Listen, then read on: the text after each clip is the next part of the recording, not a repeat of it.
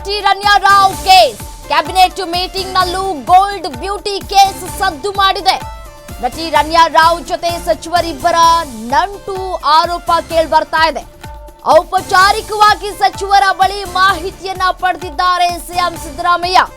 ಸಭೆ ಬಳಿಕ ಸಚಿವರಿಬ್ಬರಿಂದಲೂ ಮಾಹಿತಿಯನ್ನ ಪಡೆಯುವಂತಹ ಕೆಲಸವನ್ನ ಮಾಡಿದ್ದಾರೆ ಸಿದ್ದರಾಮಯ್ಯನವರು.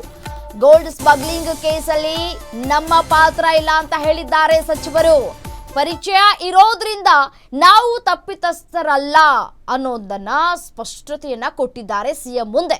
ಬಿಜೆಪಿ ನಾಯಕರು ಸುಳ್ಳು ಆರೋಪ ಮಾಡ್ತಾ ಇದ್ದಾರೆ ಅಷ್ಟೇ. ರನ್ಯಾ ನಮಗೆ ಪರಿಚಯ ಇರೋದು ಸತ್ಯ, ಆದ್ರೆ ಈ ವಿಚಾರ ಗೋಲ್ಡ್ ಸ್ಮಗ್ಲಿಂಗ್ ವಿಚಾರ ಏನಿದೆ ಅದ್ಯಾವುದು ಕೂಡ ಗೊತ್ತಿಲ್ಲ. ಸಿಎಂಗೆ ವಿವರವಾಗಿ ಮಾಹಿತಿಯನ್ನ ನೀಡಿದ್ದಾರೆ ಸಂಪುಟ ಸದಸ್ಯರು. ಈಗಾಗಲೇ ಹೈಕಮಾಂಡ್ ಅಂಗಳಕ್ಕೂ ಕೂಡ ರನ್ಯಾ ರಾವ್ ಕೇಸ್ ತಲುಪಿದೆ. ಸಚಿವರ ಬಳಿ ಮಾಹಿತಿಯನ್ನ ಕೂಡ ಕಲೆ ಹಾಕಿದೆ ಹೈಕಮಾಂಡ್.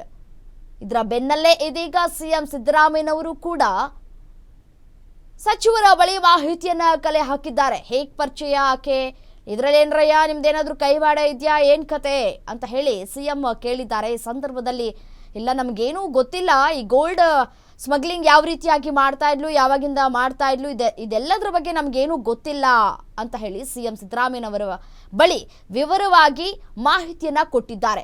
ಹೌದು, ರನ್ಯಾ ರಾವ್ ನಮಗೆ ಪರಿಚಯ ನಿಜ, ಬಟ್ ಆದ್ರೆ ಆಕೆ ಈ ರೀತಿಯಾಗಿ ಹಿನ್ನೆಲೆಯನ್ನ ಹೊಂದಿದ್ದಾಳೆ ಅನ್ನೋದು ನಮ್ಗೆ ಗೊತ್ತಿಲ್ಲ. ಒಬ್ಳು ನಟಿ ಅನ್ನೋದು ಗೊತ್ತು, ಅದೇ ರೀತಿಯಾಗಿ ಒಬ್ಬ ದಕ್ಷ ಪೊಲೀಸ್ ಅಧಿಕಾರಿ ಅಂತ ಈ ಹಿಂದೆ ಕರೆಸ್ಕೊಳ್ತಾ ಇದ್ದವರ ಮಗಳು ಅನ್ನೋದು ಅಷ್ಟೇ ಗೊತ್ತಿದೆ ನಮಗೆ. ಬಟ್ ಆದರೆ ಈಕೆ ಹಿನ್ನೆಲೆ, ಈಕೆ ಯಾವ ರೀತಿಯಾಗಿ ಸ್ಮಗ್ಲಿಂಗ್ ಮಾಡ್ತಾ ಇದ್ಲು, ಅಂದರೆ ಗೋಲ್ಡ್ ಸ್ಮಗ್ಲಿಂಗ್ ಮಾಡ್ತಾ ಇದ್ಲು, ಯಾವ್ಯಾವಾಗ ಎಲ್ಲೆಲ್ಲಿ ಹೋಗ್ತಾ ಇದ್ಲು, ಈಕೆ ಹಿನ್ನೆಲೆ, ಇದೇ ರೀತಿಯಾಗಿ ಆಕೆ ಎಷ್ಟು ಟ್ರಾನ್ಸಾಕ್ಷನ್ ಮಾಡ್ತಾ ಇದ್ಲು, ಎಷ್ಟು ಲಕ್ಷ ದುಡಿತಾ ಇದ್ಲು, ಇದೆಲ್ಲ ಏನು ನಮಗೆ ಗೊತ್ತಿಲ್ಲ. ಪರಿಚಯ ಅಷ್ಟೇ. ಪರಿಚಯ ಇರೋದ್ರಿಂದ ಈ ರೀತಿಯಾಗಿ ನಮ್ಮ ಮೇಲೆ ಸುಳ್ಳು ಆರೋಪವನ್ನು ಮಾಡಲಾಗ್ತಾ ಇದೆ, ಇದು ಸತ್ಯಕ್ಕೆ ದೂರವಾದ ಮಾತು ಅಂತ ಹೇಳಿ ಸಚಿವರು ಸಿಎಂ ಸಿದ್ದರಾಮಯ್ಯನವರ ಬಳಿ ವಿವರವಾಗಿ ವಿವರಿಸಿದ್ದಾರೆ ಅನ್ನುವಂತಹ ಡೀಟೇಲ್ಸ್ ಗ್ಯಾರಂಟಿ ನ್ಯೂಸ್ಗೆ ಲಭ್ಯ ಆಗ್ತಾ ಇದೆ. ರನ್ಯಾ ನಮಗೆ ಪರಿಚಯ, ಆದರೆ ಇದೆಲ್ಲದರ ಬಗ್ಗೆ ನಮಗೇನೂ ಗೊತ್ತಿಲ್ಲ. ಒಂದು ಕಡೆ DRI ಅಧಿಕಾರಿಗಳು ತನಿಖೆಯನ್ನ ಮುಂದುವರಿಸಿದ್ದಾಳೆ. ಮತ್ತೊಂದು ಕಡೆ ನಾವು ರನ್ಯಾ ರಾವ್ ಕೇಸನ್ನು ಗಮನಿಸ್ತಾ ಹೋಗೋದಾದರೆ ಸಚಿವರ ನಂಟು ಒಂದು ಕಡೆ ಆದರೆ ಆಕೆಯ ತಂದೆ ಕೂಡ ಇದರಲ್ಲಿ ಇನ್ವಾಲ್ವ್ ಆಗಿದ್ದಾರೆ ಅನ್ನೋದು ಕೂಡ ಗೊತ್ತಾಗ್ತಾ ಇದೆ. ಸಿಕ್ಕಾಕೊಂಡಂತಹ ಸಂದರ್ಭದಲ್ಲಿ ರನ್ಯಾ ರಾವ್ ಒಂದು ಬಿಗ್ ಡ್ರಾಮಾವನ್ನೇ ಮಾಡಿದ್ದಾಳೆ ಅಲ್ಲಿ.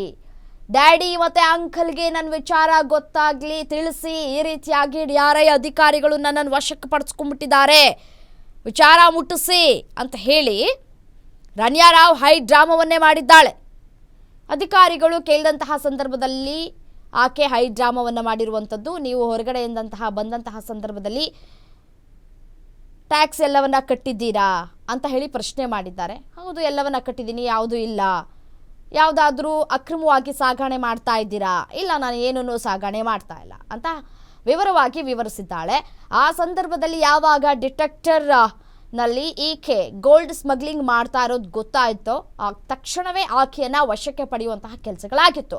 ಆಗ ಅಲ್ಲಿ ಒಬ್ರು ಅಧಿಕಾರಿ ಇರ್ತಾರೆ, ಬಸವರಾಜ್ ಅಂತ ಹೇಳಿ. ಬಸವರಾಜ್ ಬಳಿ ಕೂಡ ಆಕೆ ಹೇಳ್ಕೊಳ್ತಾಳಂತೆ, ಅಯ್ಯೋ ನನ್ನನ್ನು ಅಧಿಕಾರಿಗಳು ವಶಕ್ಕೆ ಪಡೆದುಕೊಳ್ತಾ ಇದ್ದಾರೆ, ಡ್ಯಾಡಿ ಮತ್ತು ಅಂಕಲ್ಗೆ ಹೇಳಿ.